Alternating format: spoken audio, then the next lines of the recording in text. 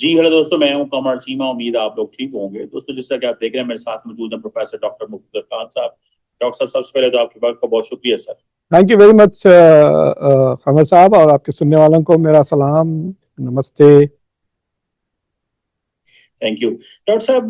पहली बात तो मैं सवाल आपसे ये करना चाहता हूँ कि जो कुछ मिडिल ईस्ट में हुआ, जिसमें यूएन चार्टर, इंटरनेशनल लॉ, हम देखते हैं आईए सेफ गार्ड्स, सबकी धज्जियां उड़ा दी गई। क्योंकि आप वो कह रहे हैं, ईरानी कह रहे हैं कि हम तो आईए से बाहर जा रहे हैं। भाई, तुम तो हमारी फैसिलिटीज देख जाते हो, बाद में जाके उसकी खबरें देते हो और हम पे हमले कर देते हो। आपको क्या लगता है, और जो भी डोनाल्ड ट्रंप साहब ने इस वक्त किया है या हुआ है, आपको क्या लगता है कि क्या वर्ल्ड ऑर्डर जो है वो चेंज हो गया है? क्या दुनिया लॉ से भाग गई है, कानून से भाग गई है? डॉक्टर साहब, जिस तरह गजा में चीजें डेवलप हो रही हैं, ठीक है, आपको पसंद करे या ना करे, लेकिन अब तो बहुत सारे लोग कह रहे हैं कि वॉर क्राइम्स हुए हैं। इवन के मैथ्यू मिलर, जो कि फॉर्मर बाइडेन एडमिनिस्ट्रेशन का था, उसने भी बोल दिया था उस वक्त।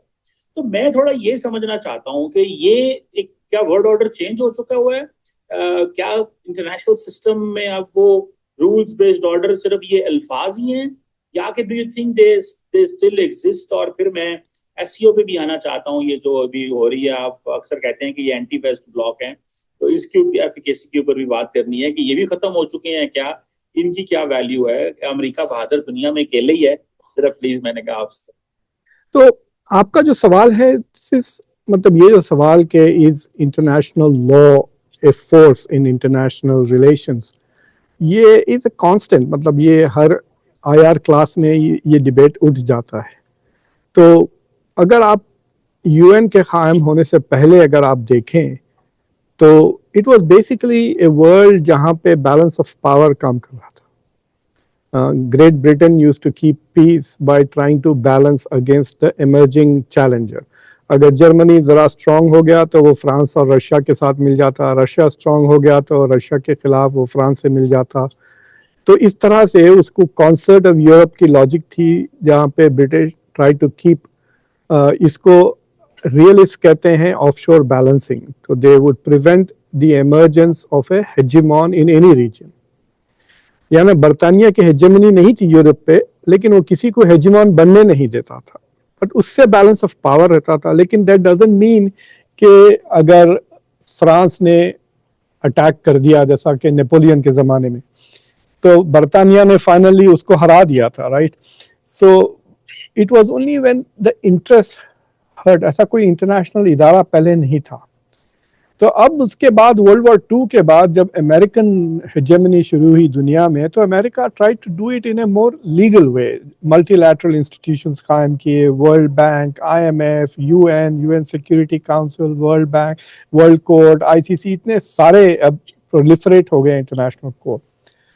तो अब सवाल ये होता है कि भाई आप इंटरनेशनल रिलेशंस को छोड़ दें, आप किसी भी कंट्री को ले लें और उसमें देख लें पैसे वालों को क्या वही जस्टिस मिलती जो गरीबों को मिलती है।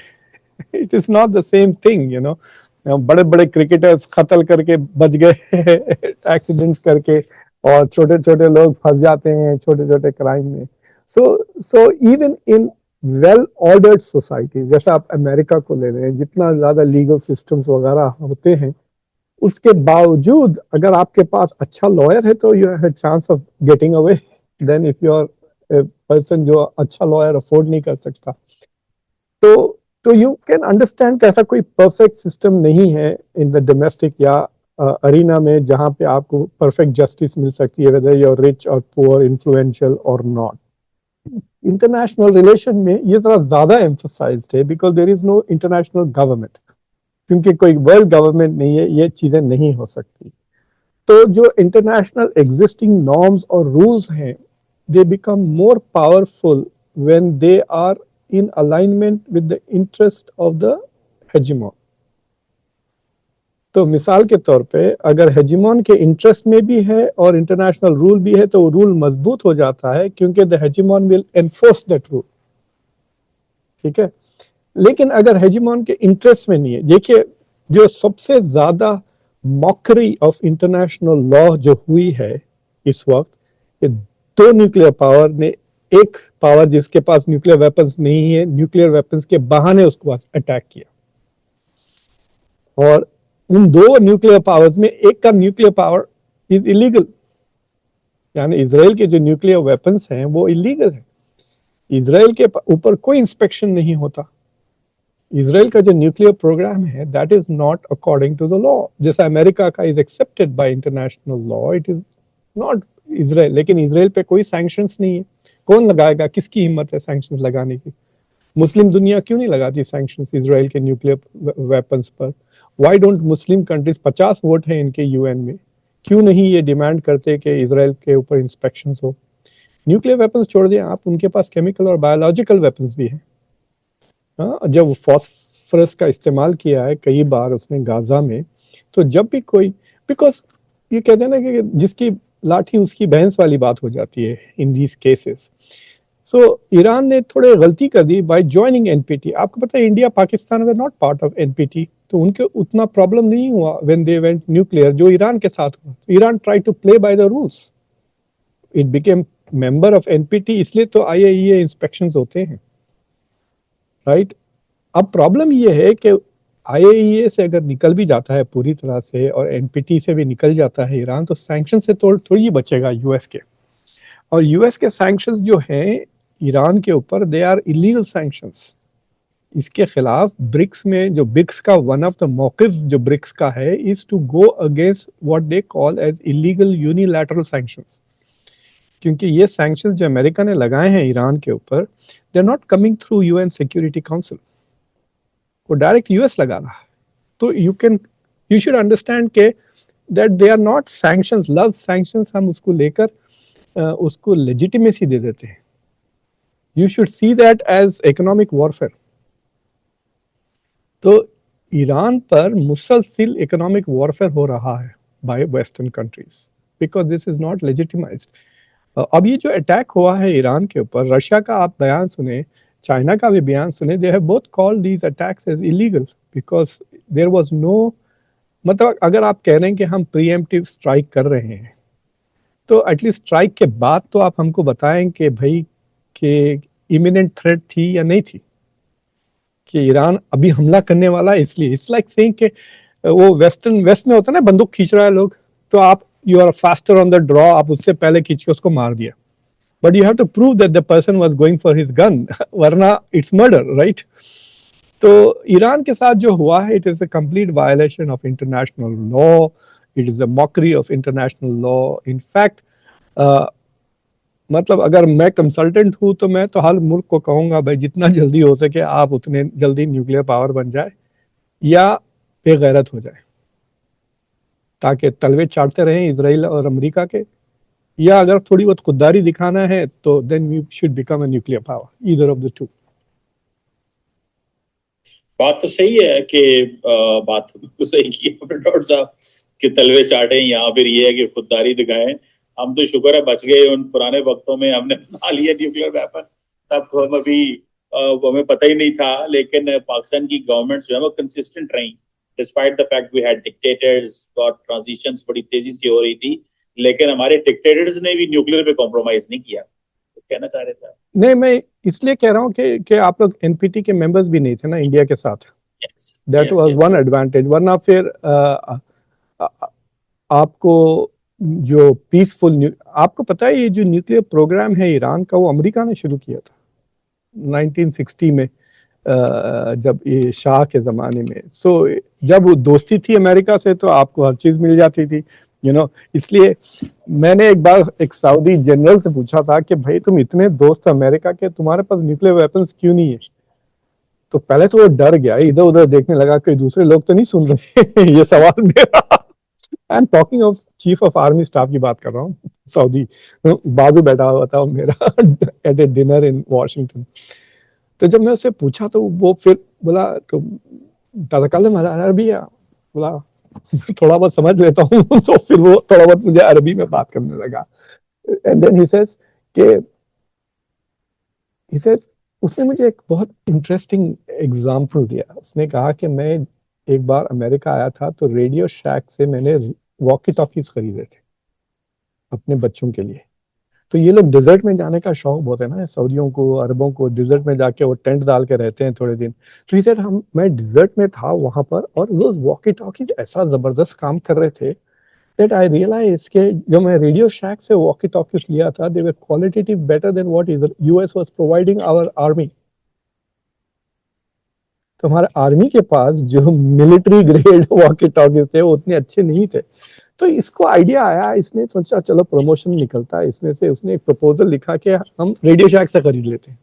आपको पता है अमेरिका से इजाजत नहीं मिली उनको टू बाय इन बल्क। तो ही वाज सेइंग कि हमको ये अच्छे रेडियोज नहीं देते तो हथियार लेने की इजाजत कहाँ मिलेगी, न्यूक्लियर वेपन से बहुत दूर की बात है। ही वाज ट्राइंग ना, एमबीएस ने बहुत कोशिश की कि एक्सचेंज कर ले पीसफुल न्यूक्लियर प्रोग्राम फॉर, देखिए वेपनाइज होने से पहले तो न्यूक्लियर प्रोग्राम तो होना चाहिए ना आपके पास, वरना 0 to 60 कैसा जाएंगे वो। तो ही वाज होपिंग कि maybe Abrahamic accord sign कर लेता हूँ, मेरे को 2-4 न्यूक्लियर रिएक्टर मिल जाएंगे, एंड देन लेटर ऑन अगर ईरान न्यूक्लियर पावर हासिल कर लेता then I get the justification to go for nuclear weapons ना। तो आई थिंक वो 2 स्टेप स्टेज है उनकी प्लानिंग का, लेकिन पहला स्टेज ही नहीं हो रहा, अभी तक अग्रीमेंट नहीं मिला। मतलब बाइडेन ने तो अग्री कर लिया था कि I will give you nuclear weapons, nuclear programme peaceful, वो इजराइल से इजाजत ले रहे हैं। तो ये तो मैं कह रहा हूँ ना कि आप बेगैरत होकर तलवे चाटे या स्टैंड अप, तो आपके ऊपर सैंक्शन जरूर लगेंगे। एंड मतलब इसमें आप क्या कर सकते हैं, आपके महल्ले में गुंडा आ गया और तो फिर आपको झुके सलाम करना ही पड़ता, या लड़ो पिटो या बिकम स्ट्रॉन्ग। डॉक्टर साहब ये जो थोड़ा आ जाए शंघाई कोऑपरेशन ऑर्गेनाइजेशन एससीओ पे आ जाएं, जी व्हाट डू यू थिंक ये क्या कर रहा है वहां पे? नेशनल सिक्योरिटी एडवाइजर्स की भी मुलाकात हुई है, डिफेंस मिनिस्टर की मुलाकात हुई है, डू यू थिंक कि जा रहे हैं मोदी साहब इसमें जाएंगे इस दफा, हालात बेहतर हो गए हैं? और दूसरा मैं ये भी पूछना चाहता हूँ कि can they really can this organisation really work? China का इस सारे क्राइसिस के अंदर कोई रोल नहीं है, एससीओ का कोई रोल नहीं है। ये तो हम कहते हैं जी ऑल्टरनेट इंस्टीट्यूशंस खड़े हो रहे हैं, ये तो मुंह भी नहीं खोलते अपने। तो देखिए मैं आपने बात किया, मैं देखता हूं कि मैंने एक दोनों की लिस्ट आजू बाजू रखी, एससीओ और ब्रिक्स की। तो मेरे शो देखने वाले, मैंने अभी थोड़े दिन पहले एक शो किया जिसमें मैं सवाल पूछा कि क्या इंडिया को रहना चाहिए एससीओ और ब्रिक्स में। देखिए बातें तो इंडिया ब्रिक्स वाली करता, लेकिन चमचागिरी इजराइल की करता है। इंडिया ने जिस तरह से वोट्स डाले हैं यूएन सिक्योरिटी काउंसिल के रेजोल्यूशंस पे, यूएन के रेजोल्यूशंस वगैरह पे, they are all consistent with Israeli interest. फिर ये कहता है कि हम साथ साथ हैं। ऑपरेशन सिंदूर हुआ जब कौन आया इंडिया? सिर्फ सऊदी फॉरेन मिनिस्टर और ईरानियन फॉरेन मिनिस्टर, यही लोग आए ना। और तालिबान के मैं सुना कि डिफेंस मिनिस्टर ने भी एक सीक्रेट ट्रिप मारी दिल्ली की। सिर्फ मुसलमान आए ना इंडिया को के साथ खड़े रहने के लिए, क्या इजराइल का कोई आया? फॉरेन मिनिस्टर या जनरल नेतन्याहू कोई नहीं आया India. So Iran foreign minister came to India, लेकिन India is not standing with Iran. ये जो लफ्ज इंडिया ने बड़े अकड़ के, मोदी ने जो कहा था पुतिन को, this is not an era of war, Israel को कहे। पिछले 1.5 साल में उसने 7 मुल्कों पे हमला कर दिया। कब कहोगे नेतन्याहू को this is not an era of war? So India has become a misfit I think in BRICS as well as in SCO. तो अगर आप ब्रिक्स और एससीओ को लें तो 4 countries are common to both of them, which is China, Russia, India और Iran. ये चारों दोनों में, और ये तीनों बड़े मुल्क are not doing much to protect Israel. अगर आपको चॉइस मिली कि अमेरिका के आप चमचे बने या इंडिया, रशिया, चाइना के, आप मुझे एग्जाम्पल देके अमेरिका ने किसी एलाई को छोड़ा है? आज भी कल हेग में ट्रंप अग्रीड के मैं पेट्रियट मिसाइल भिजाऊंगा यूक्रेन के लिए। यूक्रेन को नहीं एड नहीं दी उसने, लेकिन जो बाइडेन ने प्रॉमिस की थी वो रोका नहीं ट्रंप ने। वो एड जा रही है यूक्रेन को, जो बाइडेन ने अप्रूव करके की, तो वो चलते रहेगी और 5-6 महीने। यूक्रेन खड़ा कैसा है अभी तक? देखिए यूक्रेन तो कभी का गिर जाना चाहिए था ना, 3 साल से ज्यादा खड़ा हुआ है। बिकॉज ये जो वेस्टर्न कंट्रीज हैं, they put their money and their weapons where their mouth is. Russia बड़े बड़े बातें किया, क्या किया उसने ईरान के लिए पिछले 13 दिन की जंग में? कुछ नहीं। S-400 भिजा देता थोड़ा, नहीं वो S-300 भी क्या हुआ, S-150 दिख रहे थे मुझे, वो कुछ कैपेसिटी ही नहीं है इस मुल्क की डिफेंस की। ना चाइना ने कुछ किया, बस खाली तेल खरीद रहे हैं, वो भी डिस्काउंट पे 7% कम मार्केट प्राइस से लेता है चाइना। 90% ईरान का ऑयल लेता है। अगर ईरान से चाइना ऑयल नहीं खरीदेगा तो ईरान तो खत्म हो जाएगा, it will be over. So they are doing that क्योंकि वो डरते हैं अमेरिका से, ये मुल्क डरते हैं अमेरिका से। तो BRICS and SCO are just aspirational, they are not real powers. और एससीओ में भी जब एससीओ का रेजोल्यूशन आया ईरान के को लेकर, बहुत सीरियस कॉन्डेमनेशन अमेरिका का और इसराइल का उन्होंने किया, लेकिन इंडिया ने साइन अप नहीं किया, तो एससीओ में कंसेंसस ही नहीं आया, राइट। सो अगर आप दूसरे ब्लॉक्स के जासूसों को अपने ब्लॉक में भर लिए, जैसा कि मैं यूएई को देखता हूँ, यूएई की जगह बनती है ब्रिक्स में, या सोचिए आप, यूएई तो I2U2 का बंदा है, ये इब्राहिमी अकॉर्ड साइन किया हुआ बंदा है। I mean this country is so aligned with the west, उसको ब्रिक्स में कैसा ले लिया उन्होंने।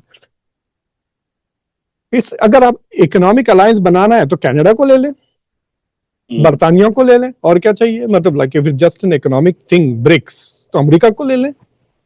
Right, what is the logic if it is an alternative global order. Alternative कैसा होगा, जो एग्जिस्टिंग ग्लोबल ऑर्डर के मेन प्लेस को आप चूज कर रहे हैं। So I think it is not going as planned.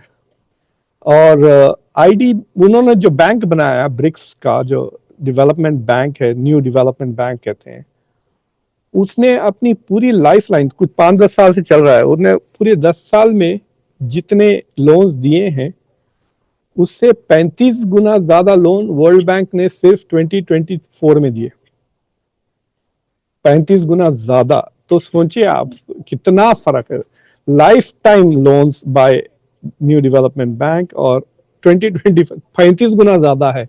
So it's not a competition at all. देखिए ये जो बातें कर रहे हैं ना, मल्टीलैटरल मल्टीपोलर वर्ल्ड, कुछ भी नहीं है। आपने देखा नेटो समिट का एक ही थीम थी, ट्रम्प की चमचागिरी, राइट, टू अपीस ट्रम्प।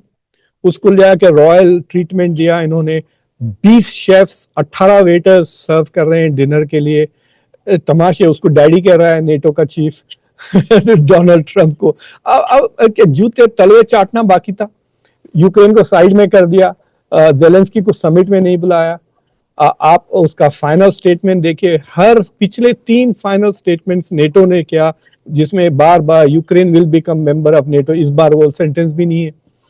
देखिए they have done everything not to piss off Trump. भाई कहा कि मल्टीपोलर वर्ल्ड है, फ्रांस और स्ट्रेटेजिक ऑटोनॉमी की बात करता है, फ्रांस पूरा पूरा नेटो यूएस को छोड़कर इज नॉट स्ट्रेटेजिकली ऑटोनोमस। मैं अभी नेटो पे शो का रिव्यू अपलोड किया तो फोटो में सडनली मुझे अर्दोगान दिखा, उसमें जो फोटो यूज कर रहा हूं मैं एज अ थंबनेल। देन मुझे याद है, अरे ये भी बंदा वहां पे क्या किया, कुछ नहीं कुछ सुनने में आया, did he start the issue of Iran या गल्फ या गाजा, कुछ भी नहीं। And America is the main player in all of these issues ना, राइट। उन्होंने बस it was all about Trump Trump Trump.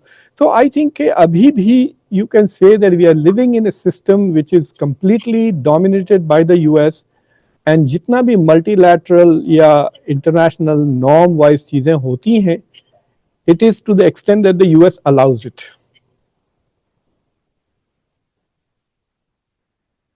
किसी ये डॉक्टर साहब, ये तो यूएस अलाउ करता है तो सारा कुछ होता है। डॉक्टर साहब ये जो 5% वाली बात है, आप इसको कैसे देखते हैं? दैट दी नेटो ने कहा है कि जी हम 5% डिफेंस पे लगाएंगे।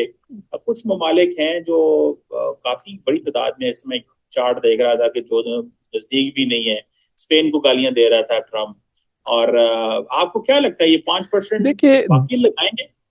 2 मुल्क हैं जो 3-3.5% के ऊपर डिफेंस पे खर्च कर रहे हैं आजकल, वो इंडिया और यूएस है। तो यूएस, देखिए यूएस की $30 ट्रिलियन है और उसका 10%, उसका 5% $1.5 ट्रिलियन होता है। तो US is spending about $1 trillion, so about 3-3.5% US खर्च कर रहा है। इंडिया का $75 बिलियन था पीछे, राइट, आउट ऑफ $4 ट्रिलियन। तो $4 trillion economy, 10% will be 400 billion और उसका 5% विल बी 200 बिलियन। तो इंडिया 2.5% भी नहीं खर्च कर रहा, राइट, 2.5% भी नहीं खर्च कर रहा, इट बी 100 बिलियन 2.5% पे। तो कोई भी खर्च नहीं कर रहा currently except the US which is at around 3.5%। तो पहले तो डोनाल्ड ट्रंप ने अपने फर्स्ट टर्म में कहा कि अगर कोई भी मुल्क 2% खर्च नहीं करता तो मैं उनको आर्टिकल 5 का अम्ब्रेला नहीं दूंगा, बेसिकली खत्म हो जाएगा नेटो। अब उन्होंने सेकेंड टर्म में 5% कर दिया, लेकिन 5% को एक्सप्लेन ऐसा किया कि 3.5% हार्डकोर डिफेंस और 1.5% साइबर वगैरह। तो उसमें क्या है, जो ऑलरेडी आपके एग्जिस्टिंग प्रोग्राम्स है, लेट्स से कि कुछ तो प्रोग्राम होगा ना फ्रांस में, बर्तानिया में, इमिग्रेशन को लेकर, तो वो कह सकते हैं ये 1.5% में आ गया। तो I think the real target is actually 3.5%, not 5%। तो अभी भी पूरे मुल्क 2% पे नहीं आए हैं, कुछ 8 मुल्क are still lagging behind, but some मुल्क मुझे लगता है कि थोड़ा क्रिएटिव अकाउंटिंग करके वो 2% के करीब आ गए। प्लस डर गए ये, मतलब ये डर गए जेडी वैंस वगैरह से। तो सोचिए अगर आप यूरोप हैं एंड यू आर थिंकिंग ठीक है ट्रंप अगर चला भी जाता है 2028 में, जेडी वैंस आ जाएगा और 8 साल 2036 तक वो रहेगा, तो खत्म ही हो जाएगा ना NATO. So they want to become self-reliant. तो अब suddenly they have awakened to the need of investing up to 3.5%. उसकी wisdom उनको समझ में आ रही कि हम जितना ज़्यादा डिफेंस पे खर्च करेंगे हम उतना कम अमेरिका पे डिपेंडेंट रहेंगे, and that is how you get your strategic autonomy, right. कि क्योंकि ये डर रहे हैं कि अमेरिका फौजें भी निकाल देगा यूरोप से। तो उन्होंने एक चीज अचीव किया विच इज, मतलब they kind of tricked Donald Trump into giving full commitment to article 5। उस पर वोट ले लिया ना, ट्रंप ने भी वोट किया कि रीअफर्म किया कि किसी नेटो मुल्क पे अगर हमला होगा तो हम उसको डिफेंड करेंगे, we all will defend. So article 5, so that's a big win for Europe जो ट्रंप ने किया। बट उनको क्या पता, ट्रंप एक दिन एक कहता है दूसरे दिन दूसरी बात कहता है, so it is not really valid, but at least it's मतलब सिंबॉलिक विक्ट्री कह सकते हैं आप, उनको मिल गया कि ट्रंप। तो but I think Europe can not meet that benchmark 3.5%। उनकी इकोनॉमीज ठप हो रही हैं भाई, बिल्कुल ठप हो रही हैं। तो मैं अभी आपको एक मिसाल देता हूँ, मैं गाड़ी चलाता हूँ निसान किक्स, छोटी एसयूवी है 2019 की। तो मैंने 2 खरीदे थे मेरे बच्चों के साथ, तो अब बच्चों को जरूरत नहीं है तो मेरे पास एक पड़ी हुई है, so I wanted to change it. तो उसमें कुछ प्रॉब्लम था तो मैं गया निसान के पास उसको सर्विस करवाने, तो बहुत ही पैसे ले रहे थे, मैं तो चिढ़ आ रही थी मुझे। तो मैं टहल रहा था उस पार्किंग लॉट में, तो मैंने मर्सिडीज देखी, तो मैंने कहा ठीक है तुम ये रख लो निसान, वो मुझे मर्सिडीज दे दो और कितने एक्स्ट्रा मुझे पैसे देने पड़े। तो इट वाज नॉट मच, वो भी उसी साल की है, 2019 की मर्सिडीज है, जिस 2019 की मेरी निसान थी, निसान किक्स, ये सबसे सस्ती निसान की गाड़ी है।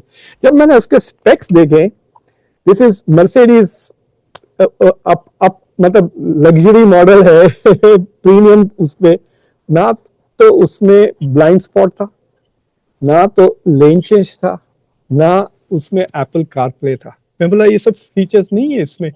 तो मेरी 2019 की Nissan is more electronically advance than the Mercedes. ठीक है, खैर मैंने वो लिया नहीं, वो उल्टा मैंने निसान पे खर्च कर दिया पैसा। I thought I have a better car which why should I get an interior car?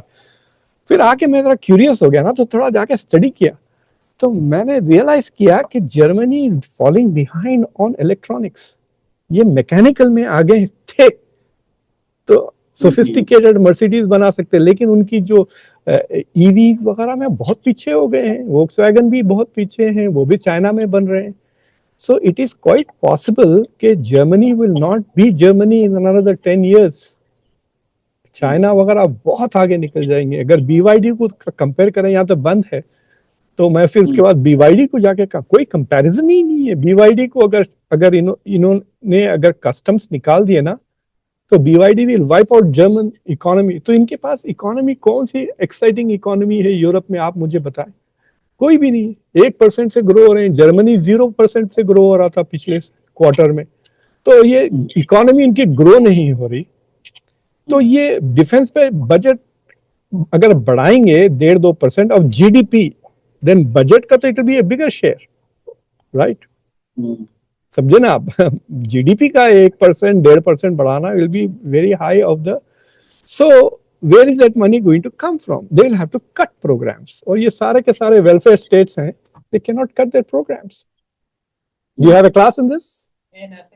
Oh, okay. So Germany can't raise the budget without cutting welfare programs. So if they're going to cut welfare programs, तो फिर public इनकी बोलेंगे ये क्या हो रहा है। और उसके बाद कॉस्ट ऑफ एनर्जी इतनी बढ़ गई है। रशिया के वो उन्होंने पाइपलाइन डिस्ट्रॉय कर दिया। They are not buying Russian gas, so American gas खरीद रहे हैं which is nearly double the price. तो उसके वजह से भी उनका इंडस्ट्रियल आउटपुट और प्रॉफिटेबिलिटी इज डाउन। तो I think Europe is falling behind technologically. Europe is falling behind when we talk of artificial intelligence. We are talking of US और China. Europe से कुछ आया? कुछ anything? Can you think of anything exciting in AI? हालांकि AI की इतनी बड़ी conference हुई फ्रांस में, कुछ भी नहीं। They are struggling to keep up. So I don't think European economies will be competitive. और अगर इकोनॉमीज competitive नहीं है तो where will they get the defense budget from? आप बोलिए मुझे। बिल्कुल डॉक्टर साहब, बात तो सही है कि वो पैसे कहाँ से आएंगे और कहाँ से लगाएंगे। डॉक्टर साहब, one last quick question that is on India. आपको नहीं लगता जयशंकर साहब थोड़े साइलेंट हैं? अमूमन वो बोलते रहते हैं, उनके इंटरव्यूज आते हैं। What do you think, what is the logic behind that? ये जो अमेरिका की तरफ से एक वो जिसे आप कहते हैं ना कि ऑफ बैलेंसिंग किया गया है, खित्ते के हवाले से बातें हो रही हैं, यूरोप, अमेरिका, इंडिया, ये जो कुछ हुआ है अभी मिडिल ईस्ट के अंदर, आपको क्या लगता है India is trying to figure out कि दुनिया का सिस्टम अब कैसे चलेगा? कॉल जयशंकर साहब, Trump is out of syllabus question. तो do you think is this what India is working on? क्योंकि इंडिया साइलेंट है, कुछ बोल नहीं रहा, और जबकि उन्होंने ईरान को फोन भी कर दिया था और ट्रम्प को कुछ नहीं उन्होंने किया, ईरान को फोन किया सिंपैथी का। क्या कहेंगे? वो ईरान पे जो फोन किया, that was coming after the pressure from Sonia Gandhi का जो आर्टिकल छपा, आर्टिकल, तो ऑप-एड में कहेंगे ईरान ने इतना मदद की हमारी 1994 में सैंक्शंस, कश्मीर को लेकर सैंक्शंस इम्पोज होने वाले थे इंडिया के ऊपर, तो वोट वगैरह। She wrote some history where Iran did a lot of things for US India, और इंडिया ने did not reciprocate the same kind thing उनके लिए। But the thing with India is, तो ऐसा लग रहा है जैसे कि हवा उतर गई ना टायर में से। They are quiet because India जो उचक रहा था इतने दिनों से, it was because the US was paying attention to India.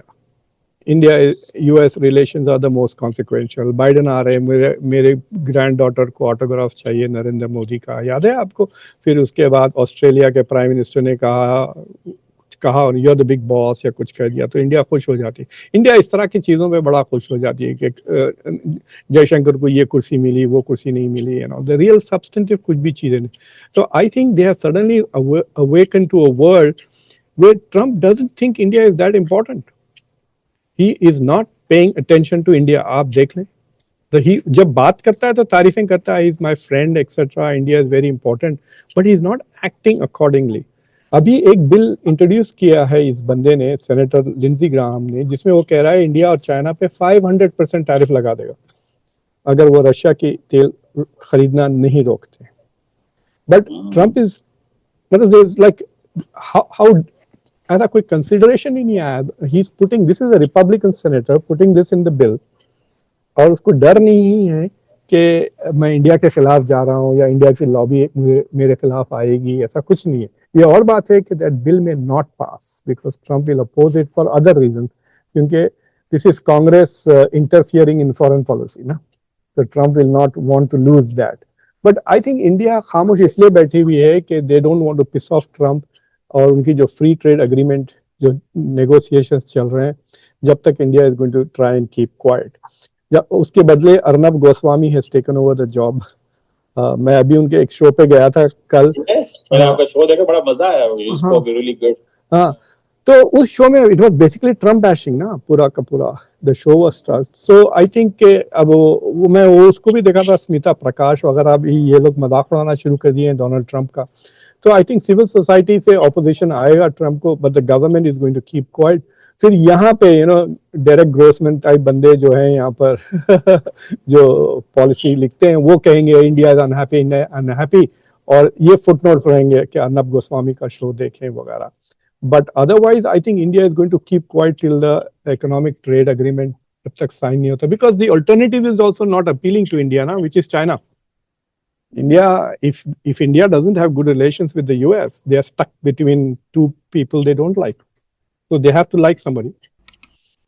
बिल्कुल सही कहा डॉक्टर साहब, बड़ा अच्छा आपने राउंड अप किया।